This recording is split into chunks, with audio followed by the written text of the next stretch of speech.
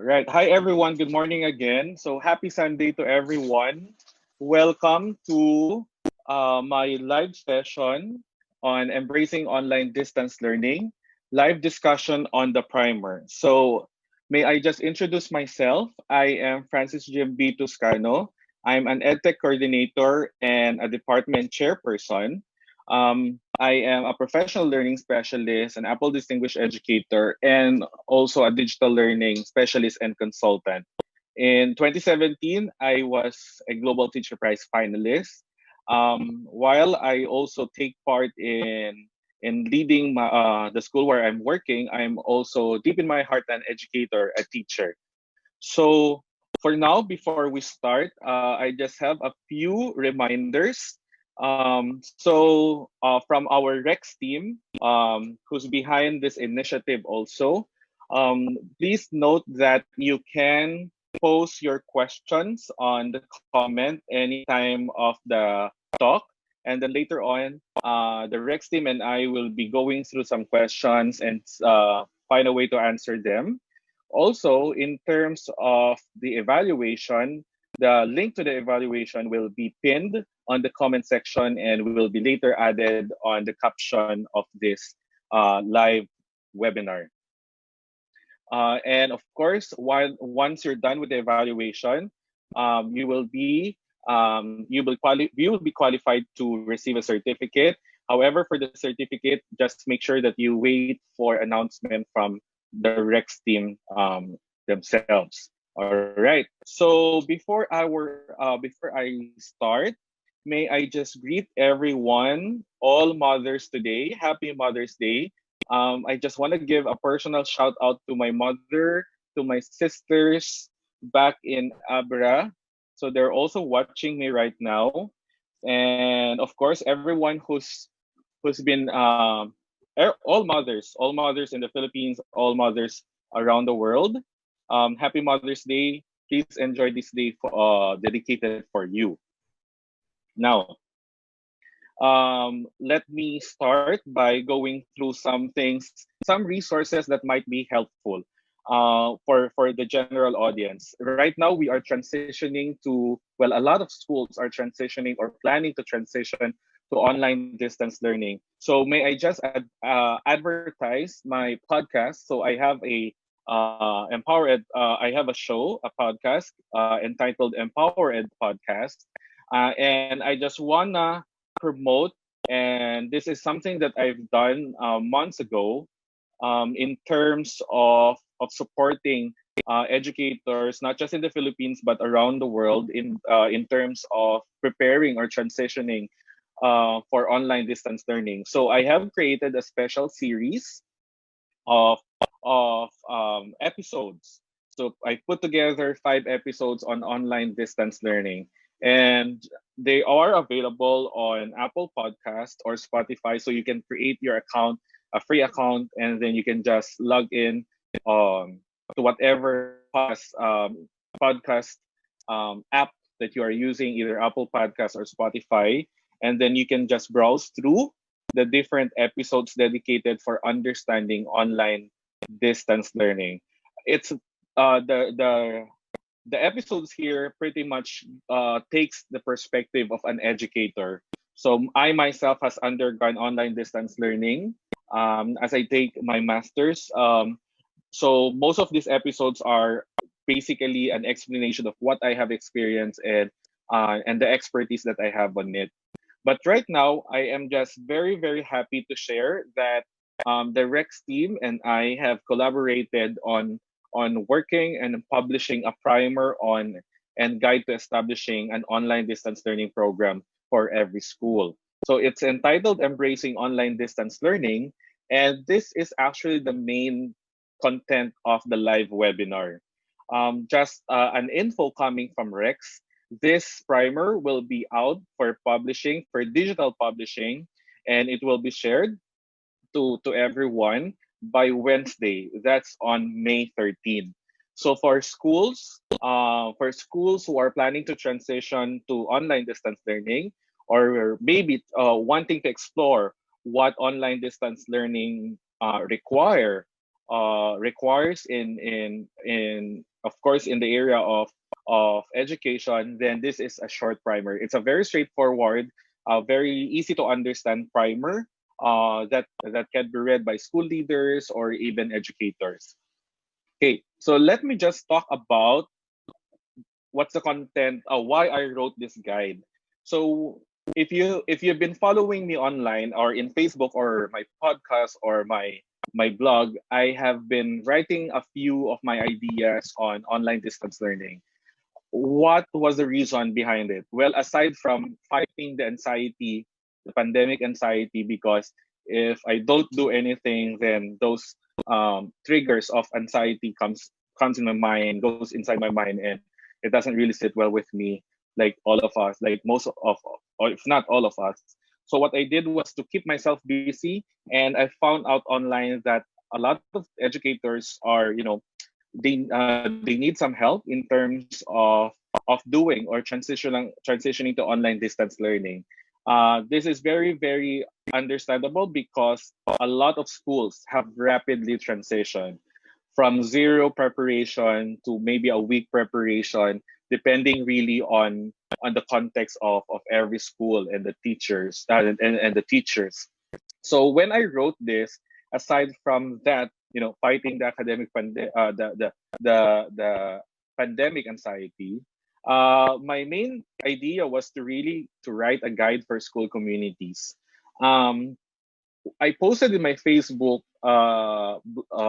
one of my Facebook posts before, why online distance learning is very, very important, but at this time of the pandemic, but at the same time in making decisions relating to embracing or adopting online distance learning, there are a lot of things to be considered, right? Beforehand, when we plan and when we consider, there are a lot of things that needs to be, understood, needs to be clarified, needs to be surfaced out. So the invitation really of this primer is to help decision makers and even policy makers, from the top level or from the national level until to to the level of the individual schools, to really consider if online distance learning is the most realistic, relevant, and meaningful pathway of learning. I'm an advocate of technology integration. I for one really I think I teach well, of course, with sound pedagogy and everything, with technology tools, because this is the language. Technology is the language of our students right now, of our young students right now. So I advocate for technology integration, but I also ground myself on the reality. That's why the primer will present a lot of considerations, and we want it to be real. We want it to be straightforward, so that when school leaders or decision makers really make the final decision, everything is realistic, relevant, and meaningful for the whole school community. In the end, what I really want is that there's an equitable and empowering pathway to education. Whether we're doing online distance learning or flexible learning or hybrid, or or the old but effective correspondence or print-based education. The goal really is to have an equitable and empowering pathway to education. So I hope that clarifies why I'm writing this guide. It's really just to be there to be a help for everyone. Okay. So what's inside? Okay. So I'm gonna give you a sneak peek of what's inside. It's just a short. It's just a short. How do you call that? It's just a short primer. It's not really a book. Okay. It's just a short primer, and it contains the essential things that I personally believe in that needs to be considered quickly or deeply. So what's inside? There's a discussion of what online distance learning is, of course, and then number two, essential conditions for an online distance learning program. So what are the conditions that we need to to consider so that we are able to create a good environment, or a sort of just not beyond infrastructure, but even the readiness of the teachers and students, and basically even involving the parents. So we can you can take a look at that part in the essential conditions for an online distance learning program. There's a short note on what needs to be communicated or what needs to be added in the draft of a school online distance learning program. So this is the one that you will communicate to your stakeholders or to the members of the school community. And of course, I think one of the most important thing that we want to share to everyone is how do we design online distance learning experiences? What are the design principles? So we will be talking about this later on. And then I try to make an example of an ODL module. So this is just a recommendation in terms of, an example of an ODL module, and of course how you can arrange an instructional approach to how you will be laying out or arranging all the lessons or the learning activities that you have. Okay, so those are the things inside it. So I will give a short a discussion on how we should understand how it's written. And I would like to go to the circle that Simon Sinek has really, made famous, made popular, and it has been really influential with me when I do some of my work, some of my projects, and when I communicate with school leaders and educators in my personal professional engagement activities. And this is really going back to an approach where we start with why.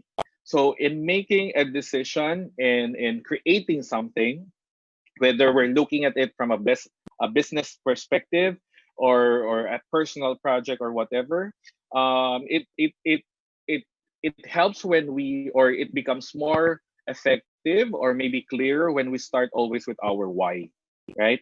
The why basically spells out what's our purpose, what's our causes, what's our beliefs. It brings out or it surfaces the DNA that really runs in the organization. For this context, it's the school. So what's the why behind every decision that the school is making? This is very, very important. And then we go after the why, then we now go into how. The how really reminds us, how do we do things, right? If this is our purpose, then how are we going to make sure that we're doing this in specific action? So our how could be our approach. Our how could be um, things that would really guide us into making our whys or making our visions more real. And then if the why and how are clear, and that's the only time that we can create our what's or the products in business or the things that we offer. For this matter, the things that we offer to our parents, to our students, more importantly to our students. So this has been the framework or the approach that really inspired me in in laying out the primer. So with this framework, let me go through every aspect of it. Let's start with why. So let's now situate our discussion on online distance learning. So why is it that a lot of schools are embracing online distance learning? Well, it's because it's because of the context that we are having right now. But before even looking at the context, because that will just be, very reactive, we want it to be more proactive. We want to deepen our understanding of our why by asking what's really the purpose of adapting online distance learning. Okay, what's the reason why behind what's the reason behind the decision to do online distance learning? And for that, the immediate answer will be it's because of the current situation, right? We have a pandemic, we have a public health emergency that really, that caused sudden lockdowns or community quarantines, and one of the major effects was school closure. Um, I want to stress this again. I think the current situation will really, really guide our decision. We're not just responding to school closure. I think we need to understand that we are in a state of emergency. And if we are in a state of emergency, the priority of a lot of parents, or most of, if not all, maybe all parents, is really security, safety of their children or of their family. I think even more than education, their main concern is how do we keep ourselves safe. How do we ensure that we have food on our table every day or every meal? It goes back to the idea of Maslow before Bloom. We need to make sure that there's a sense of security, safety, and even the sense of trust and belonging to every student before they can even go to class. So when we ask ourselves why we're doing online distance learning, this is our immediate answer. Because there's a public emergency, we are not in a normal situation, there's a crisis, right? But if you look at this one, if that's the only reason of our action, then we can view it. I don't know if you would agree with me. It might look like it's a short term solution, it's a quick solution. But what I want to really understand is, while we know that the students are separated from the teacher and that's the context, and then there are needs, okay, that go with it. My invitation really is to go back to your school vision. A lot of schools right now have been really making decisions rapidly in a quick manner because they need to make a quick solution or a quick response. But may I just remind or recommend that we pause for a while and really, really look around us, look and then revisit, okay, our school vision, our vision, our goals, right? The core beliefs that we have as a school community, and then situate all the decisions that we are making right now. Um, some specific questions that you can ask is, what does it say about education continuity, right? So when you adopt online distance learning, is it aligned to your school vision and goals, or does your school vision really take education continuity, or is it the first time that you're really surfacing this continuity program because it's the only time, it's our first time to have this, prolonged school closures. And then of course, this is what I've been really telling a lot of school leaders also. We don't want to invest on technological solutions. We don't want to invest on professional development that are only responsive to this situation. The invitation is to see online distance learning in the bigger education technology program of the school. You can take advantage of this situation so that when you invest on technology programs, these are or solutions, these technology programs or solutions does not or do not only stop are not only used and you stop using them once the pandemic is done. I think that's a short-term view of it. But the invitation for school leaders, the invitation even for teachers, by the way, for teachers who will be undergoing professional development or training, which I think you will have a lot. Okay, understand or put yourself in a no take this perspective. I am learning this in the bigger scheme of things. Okay, I am learning this because I'm a professional teacher, so that when uncertainties like this come again in the future, it's easier for me to shift from one mode of learning to another mode of learning, right? And so, therefore, really the invitation is just simply to go back to our school vision and understand it in a bigger perspective, in a wider horizon, so that all the things that we're doing right now do not end once the pandemic is done. Okay, so while we are responding to the current situation, let us also align all the decisions that we have to our school vision. And maybe this will do something good for the school also. It will surface a lot of unclear aspect of what it means to become an education institution as of this moment. So there will be a lot of rethinking, a lot of redesigning, and take advantage of this. If you have been really pushing for movement from traditional education into a more 21st century responsive education, and I think this time I think is the right moment. Okay, now that's the why. So when we do the why of embracing online distance learning, it's not just the context that we have right now, although that's the primary and very, very important thing to consider. But we also ask the why of our school in our school vision. So once we understand our purpose, okay, now we go to the how. The how will really differentiate us from other or differentiate your school from other institutions. The how speaks of your approach, or or the things that you will ensure so that everything is happening well in terms of ODL. So right now, essential conditions for online and distance learning will constitute our how. So when you go for online distance learning, there are things to be considered. Number one, always it's equity among students and teachers first. When you make the decision to do online distance learning, you are actually assuming a lot of things, or maybe even reflecting on a lot of things. Will all of your students have access to learning devices that have connection to the internet?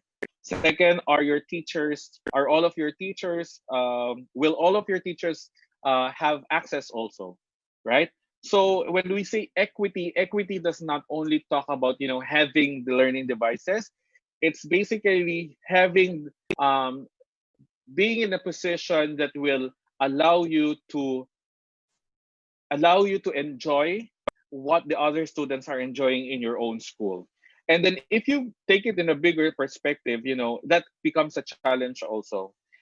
You can now go deeper and even ask if there is a learning device at home, how many students will be sharing, how many siblings are there. So you need to consider that when you make decisions, and also the devices, the kinds of devices that they have, because one platform will look different in a tablet, in a cell phone, in a computer, or a web browser. So consider the question of equity. Equity also means not just access to devices. Equity means to accommodation of every type of learner. So if you're doing special education, what does equity mean to you, right? When you're doing equity in terms of student ability, for example, how does equity will look like even for students who don't get it immediately, for students who will need more support. So go when we talk about equity, go beyond access to learning device, but also consider the different context and realities of students and their families. Okay, so that's the first thing that you need to consider. Second one, ensure that teachers are ready for online distance learning. I think this is very, very important. While we make decisions about online distance learning as school leaders or as decision makers, one thing to always ensure is that teachers are ready. And this readiness does not happen overnight. I think we can learn from the examples that we have in the previous weeks or the previous months, because when there was a quick or a rapid transition and teachers were caught off guard, they have to prepare things overnight, instructional materials, design online distance learning modules in a matter of days. That really backfired to a lot of teachers. We always say that teachers can do this, teachers can do that. There's a lot of passion into teachers, but let us also understand that teachers are also humans. They can experience burnout, they can have anxiety, right? And for us to support our teachers, let us make sure that we give them time to be ready, in the sense that not just professionally, but even mentally and psychologically, because everything that happens in a quick or rapid manner really gives a big effect. There's a big effect on teachers also. So we want them to be ready. We in terms of the psychological, the pedagogical area, so that we can ensure a better delivery of learning via online tools and resources. Of course, ensure that students are also ready. Aside from access, make sure they have the essential and digital and technical skills. I know a lot has been asking questions about what about the younger students? They were never introduced before to technology, or maybe their experience or exposure to technology is based solely on entertainment or leisure purposes. Then I think you have to reconsider whether online distance learning will be really relevant for them. Okay, or if you want online distance learning and you see that there's a big advantage to it, then take necessary steps to enable or to train students of the desired skills or the helpful skills, so that they can navigate the virtual environment. Of course, involve the parents. I think this is the high time for us to review partnership. No, we always say that we have partnership with our parents right now, but let us, explore and push things further.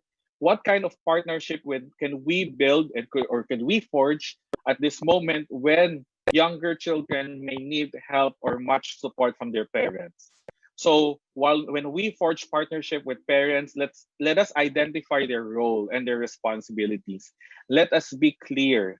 Let's not assume a lot of things. Let's be clear with all our instruction, with all the things that we want them to be involved with, in terms of levels of supervision, in terms of levels of assistance. And when we involve parents, we are also opening our school into understanding again their context.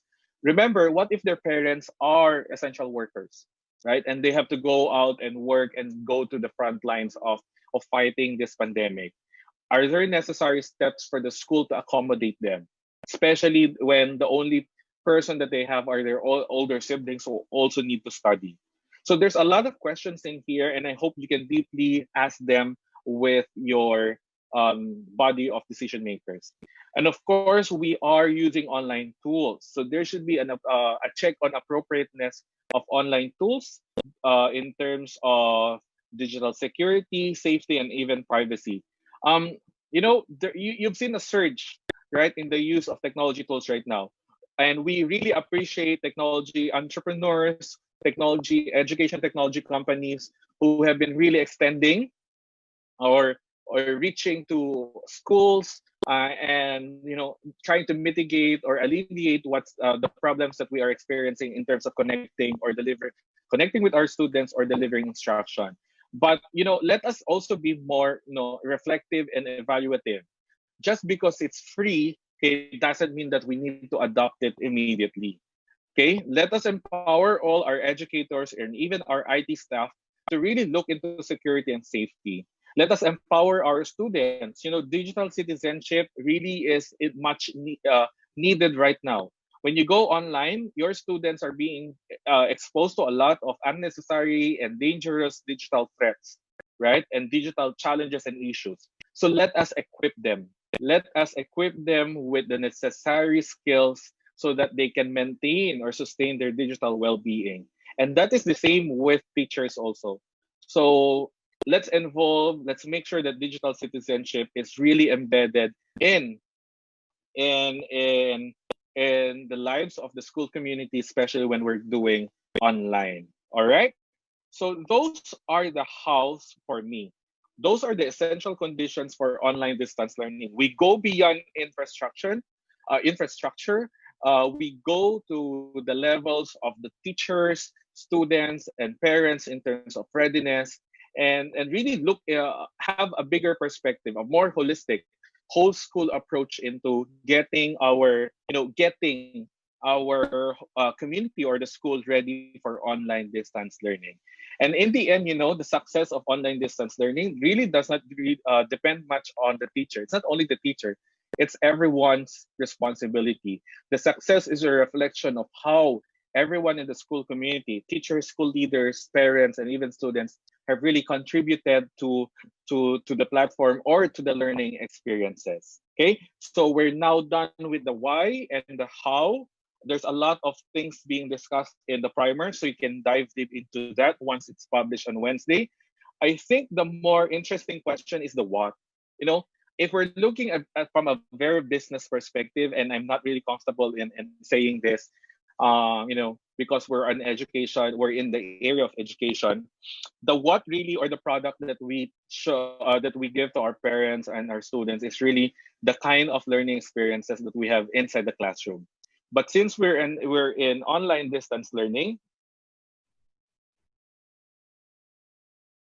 but since we are in online distance learning, our main products, quote and unquote, is, or our offering, or what we want to offer to our students, is really more of the effective kinds of ODL learning experiences, right?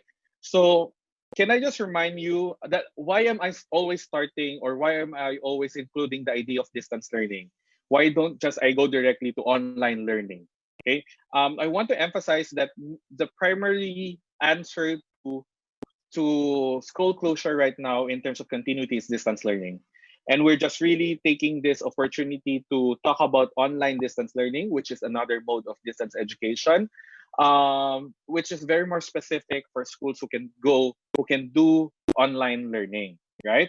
However, why do I always point about distance, the idea of distance education, distance learning? Well, it's for us to understand the context. The immediate context is that there's a transactional distance between students and teachers. When we talk about transactional distance, it's the gap that is between or among that is situated between the students and the teachers. I want to try to explain transactional distance from a perspective of classroom instruction. While transactional distance is, it's a very important concept that really sprung from distance education. May I just, give an analogy of transactional distance in face-to-face instruction. Put yourself in the position, every one of you are teachers, for example, and you're in front of your students, you're explaining something, and then you have a student who's physically present but mentally absent, right? So that could be one scenario. Or you have a student who's trying to understand what you're teaching, but since you're teaching it in a manner that is too complex for the student, the student does not get what you're teaching. Those are examples of transactional distance. When there is a gap between you, well, there's no physical gap there, a considerable physical gap there, but there's an effect when students don't get it, right? Because of certain factors. Okay, in transactional distance in distance education, the first reality is that it's a physical gap. Teachers and students are in different places. Can we do something about the physical gap for now? No, because we will have to follow what the government will say. If they said school closure, then there's no physical encounter. Okay, the transactional distance, the effect of it could also be seen in a psychological manner. Psychological manner in a sense that there's a relationship, there's a bond between the student and the teacher that really builds trust, confidence, positive relationship. And when students don't see their teacher physically, it could have a negative effect on them. This is more apparent, especially for younger students, right? I have some friends, for example, who told me that when they first met online after some prolonged, school closure, and then they were ready to start online learning. The moment when they see when their children saw the faces of their teacher, the faces of the children lighted up or lit up in a very positive manner. So it indicates the negatives effect of transactional distance in the area in the psychological area or sector. Okay, I think the more apparent effect of transactional distance is on the pedagogy. So pedagogical effect of transactional distance. How do we now deliver learning in a manner that will still be effective, efficient, and engaging for our students despite the distance that we have? That's the reason why I always say distance learning, because we need to understand that there's a transactional distance. And the goal of distance education or online distance education is to minimize the effect of that gap. Okay. So we're not just doing online learning, we're doing online distance learning that is appropriate to our context. These are some reflection questions that I have posted, that I have written or included in the primer.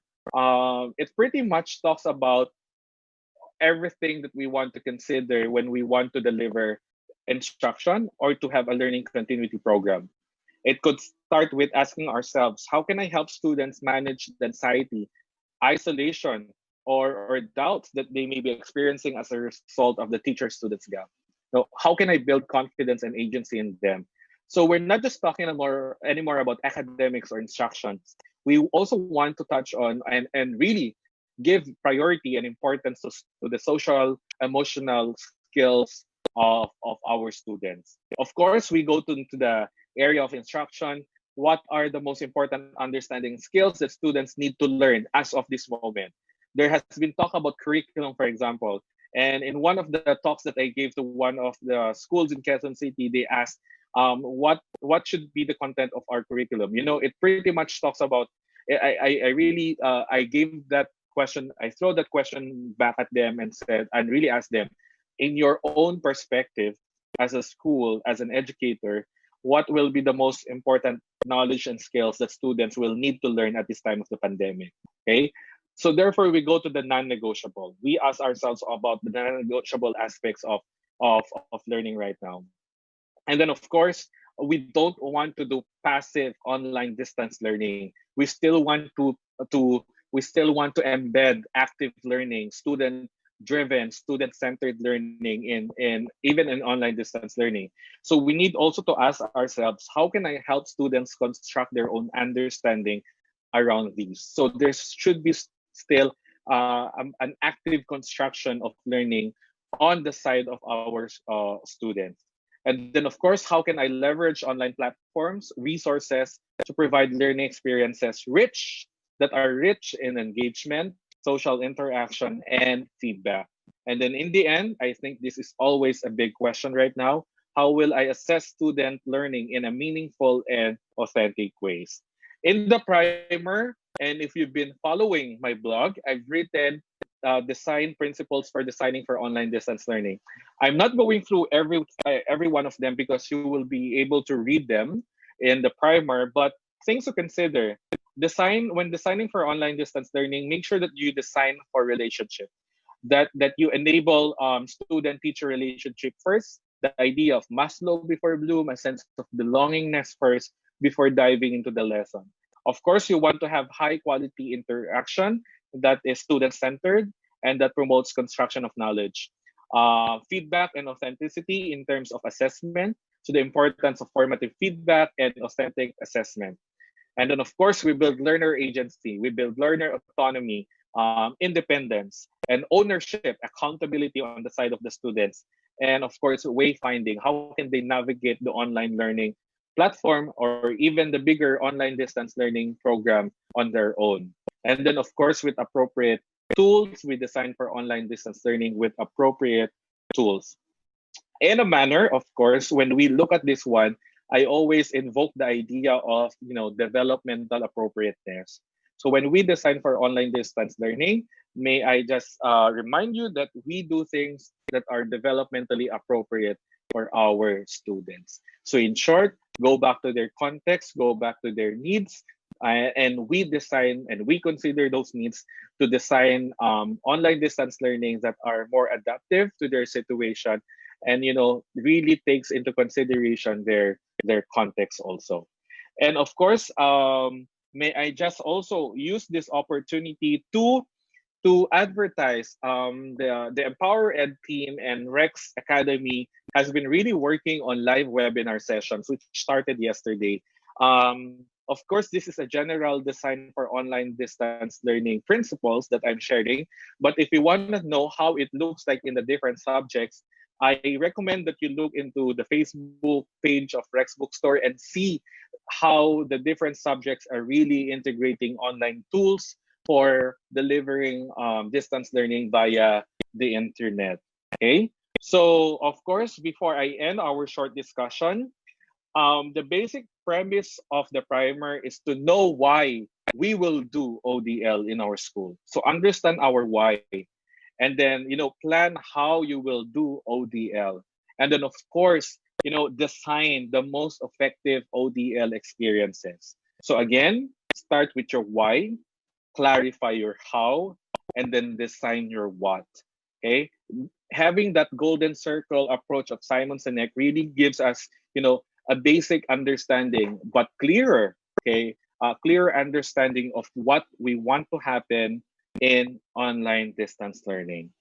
And with that, I end my short live discussion on the primer on embracing on that online distance learning, which will be published on Wednesday via the Rex Bookstore or Rex Publishing official website. So please make sure that you keep track. You can follow my personal advocacy page, Empower Ed, on Facebook, or follow me on my account, or listen to my podcast so that you can get updates on the primer also. All right. So thank you so much. Now I open now the discussion for a live Q&A.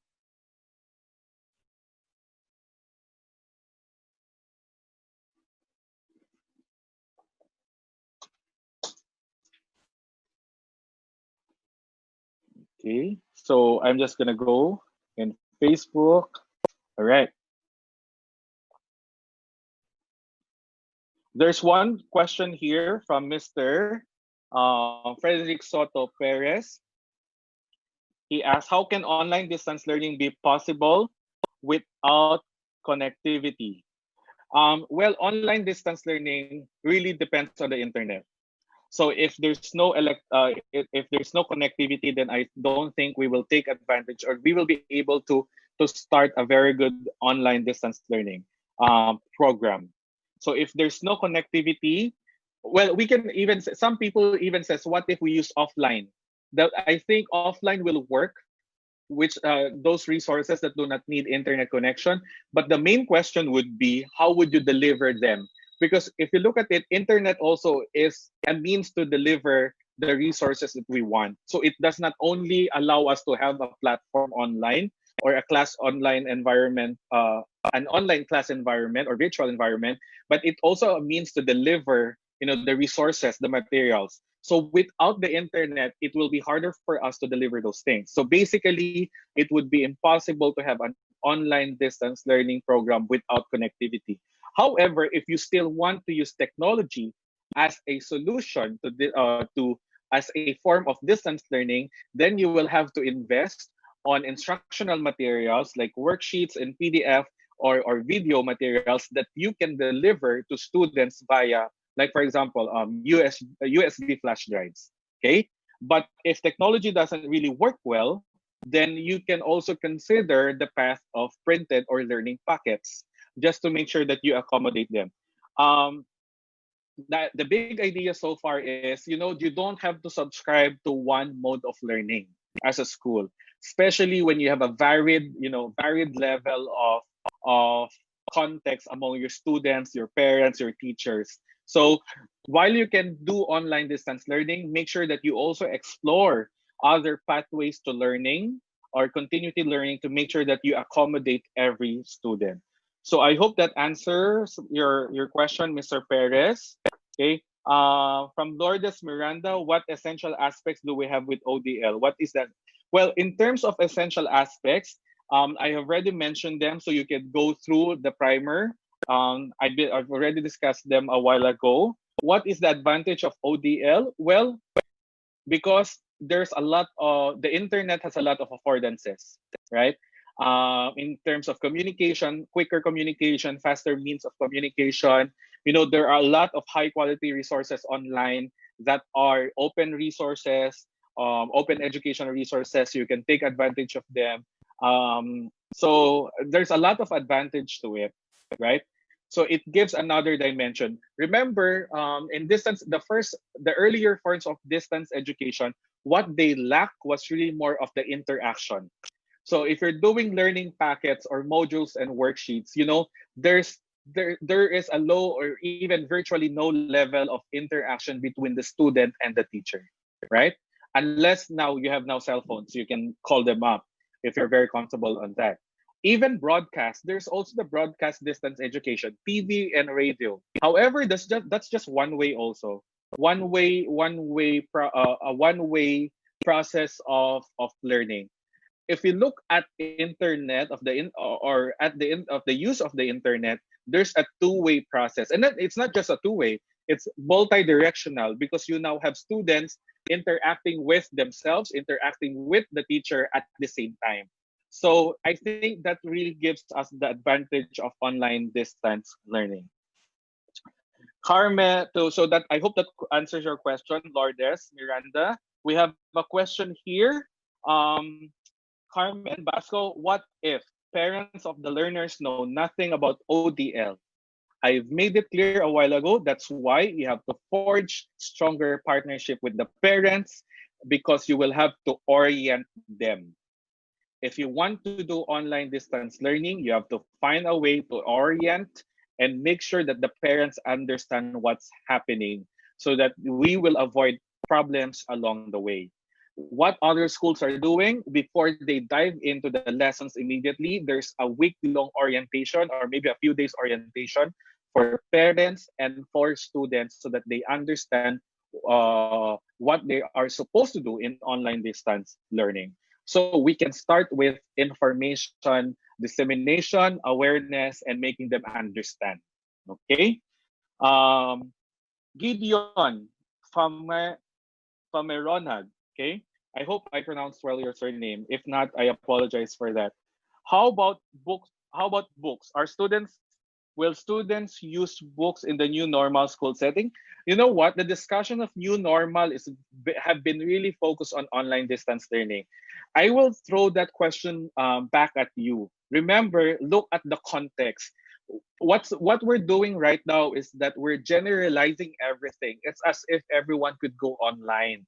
That's why at the beginning of this discussion, I've always emphasized when we do online distance learning, we look at the context of everyone. Are we ready? Right? Are we ready? So if we are not ready, for example, then we don't do it because it will just backfire backfire to our institution. So for example, the question of books. Well, if you decide that your new normal will not be online distance learning, then books will have a role, right? So there, I hope that answers your question, but it's really more of understanding your context also. Okay. Thank you for that question, Gideon. Rylin Dizon, why? Okay. Okay, so Rylin Dison just posted his her thoughts, and thank you so much. It's a good summary. Uh, Rylin Dison, I think if you look at the comment of Rylin Dison, that pretty much summarizes what I've been talking about. And then Joshua Tamagil, what insights can you share to our leaders in the Department of Education in terms of online distance learning, considering the lack of gadgets, materials, and availability of internet connection in some areas? You know what?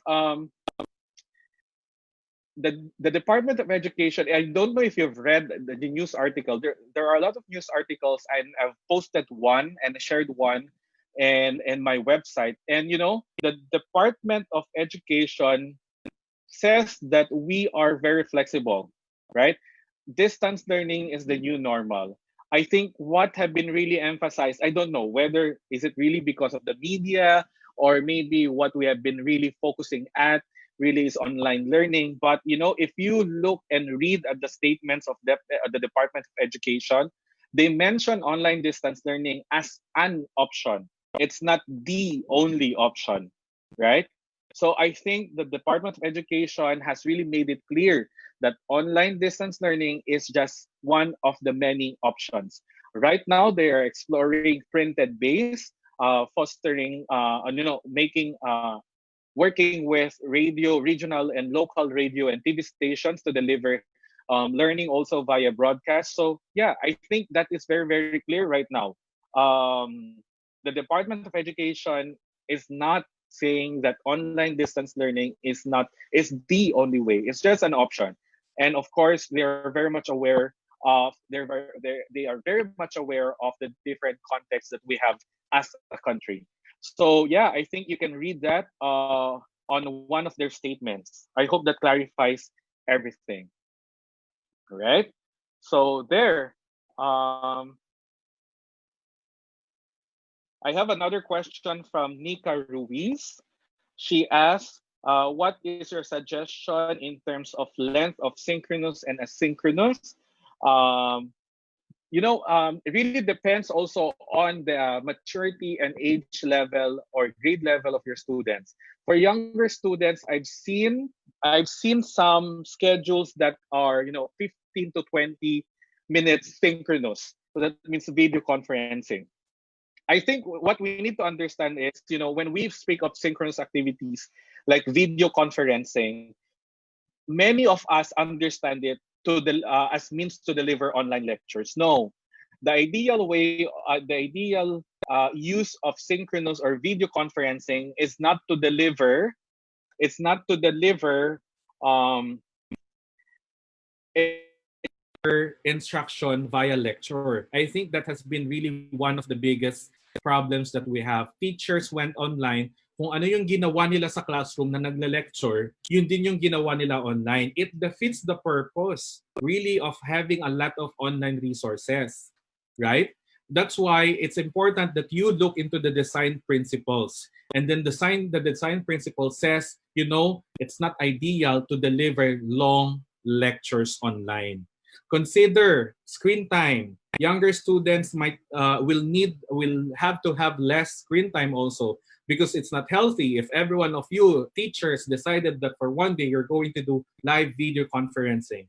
So it's not that helpful. So consider the health, consider the developmental appropriateness of your activity with your student, and of course you could always bank on asynchronous activities, online activities that they can do on their on at their own pace, right? So there, I hope that answers the question of Nika Ruiz. Do we still have some questions? Right, I'm just going through my to the live stream.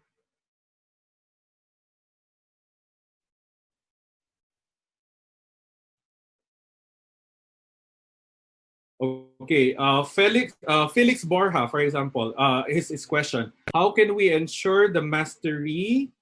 Oh, sorry, I lost the question. Where's the question? How can we ensure the mastery of learning and skills in online distance learning? Concept and skills embedded in each lesson. Felix, there are ways in designing authentic assessments and formative assessment in online distance learning. Okay. In online distance learning, the most effective kinds of assessments are performance-based, product-based assessment. My invitation really for everyone is to go back to their assessments and redesign them. A lot of our assessments right now were designed for students to answer in front of us, right? Now, when you transform that into an assessment that is online, I think there will be a big question in terms of reliability. That's why when we do assessment right now, make sure that we design them in a manner that will really ask the students to show evidence of learning. When you're doing online distance learning, you can take advantage of video conferences, for example, or online tools that will let the students demonstrate their learning. I think right now the main challenge will be shifting away from our traditional mindset, or I mean by our regular, not traditional, our regular mindset of assessment, right? And when we think about our assessment, then we also want to go back to the way we do grading in our school, because that will deeply affect also the way we grade our students. I hope that answers your question. That will be a very complicated topic. The primer speaks about some consideration, some helpful tips or guidelines on designing formative and authentic summative assessment, Felix. So I hope you take a chance to read that primer. All right. So I have a few minutes left.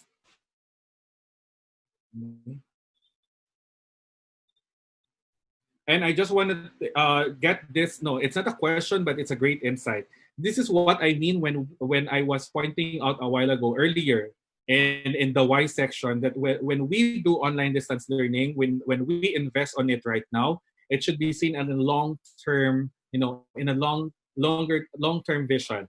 And Frederick Soto Perez mentions, aside from the pandemic, we are also very much affected by calamities. ODL may be adopted as one of our needs. I think that's a very good insight, and that's a good way of looking at ODL in a longer, in a long term vision. Another interesting question. Party Avarizos asks, can online teaching be done by the teacher without going to school? I think I need to have more nuance to that. Do you mean that, are you asking whether teacher will have to go to school to do online learning? So they're just basically reporting online? They're just basically reporting to school just to teach online? Is that what you mean? If that's what you mean, then I think, again, let's understand the context. If the IATF says that we cannot go to school because it's not safe, so and then the school says work from home, then you don't have to go to school to do online. You're basically given the freedom to stay at your home and then teach online. That's assuming that that you have an internet connection at home and that you can really deliver online learning if you're at home.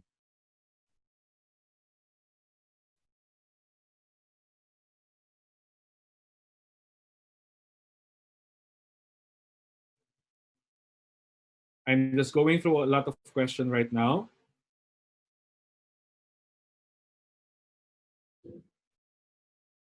Mimi De La Cruz asks again, in terms of assessment, should assessment be the same for different modes of delivery, online, offline, physical modules for unwired?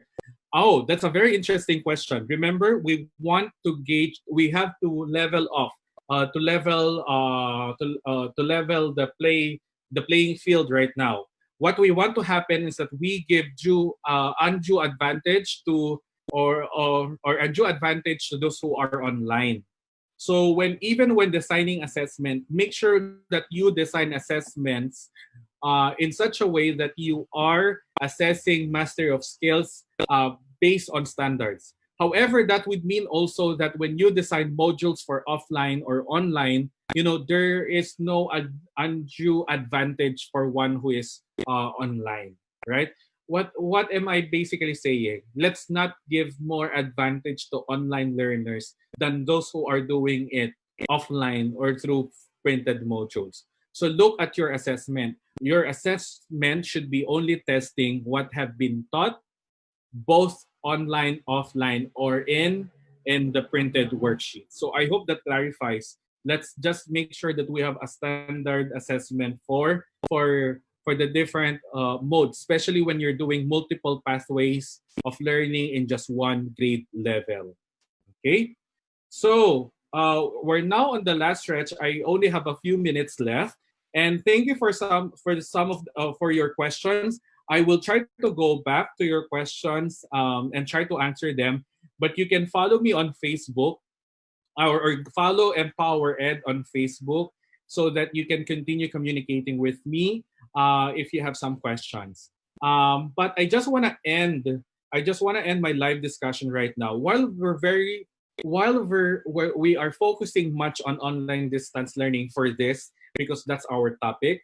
Let us not close ourselves to the idea that the main goal of education at this point of the pandemic is to really allow is to really accommodate all learners right now. Let us make sure that when we adopt a mode of delivery of learning right now, let us make sure that we are actually accommodating everyone. Let's not leave a single student behind just because that student or that family does not have internet connection. So let's remember that the goal of education at this point of the pandemic is equity and empowerment. We want to encourage and support our learners, our students, that even at this time of the pandemic, they can and they should continue learning. So especially when they are very much ready and in disposed and in a very healthy disposition to engage in learning. So let us continue supporting and encouraging them, but let us also practice empathy, compassion, and a lot of flexibility right now. Again, let me emphasize, we're in a state of public health emergency. Education might not be the priority right now of a lot of our parents. So therefore, when we do learning, when we open our school year at this moment, let us practice flexibility, compassion, and empathy to make sure that we don't add up to the anxiety that the pandemic has already giving or making our students and their parents and even our teachers feel. So there, and of course, again, to all our teachers there who are preparing, who are still teaching, or who are preparing for the school year, we consider you as frontliners right now. because you will be on you will not be going out, but you will be on the front line of making sure that education continues at this time of the pandemic. So we congratulate you. We appreciate your work. You're doing a great job right now. You're opening yourself to learning a lot of new things. You're showing flexibility. You're showing a lot of openness, and we are very much we appreciate and we are very grateful for the hard work that you're doing right now. The image that I always have right now is that, you know, at this point in time, teachers are courageously taking risks, courageously making decisions also that would accommodate all our students. We are building an airplane of education, and yet we are flying it, and we will be flying it. Okay, in the next future, and it takes much courage to do that. You know, and of course, don't be too hard on yourself. School leaders, students, and teachers. Let's take this opportunity to learn from our experiences. It's our first time to do this.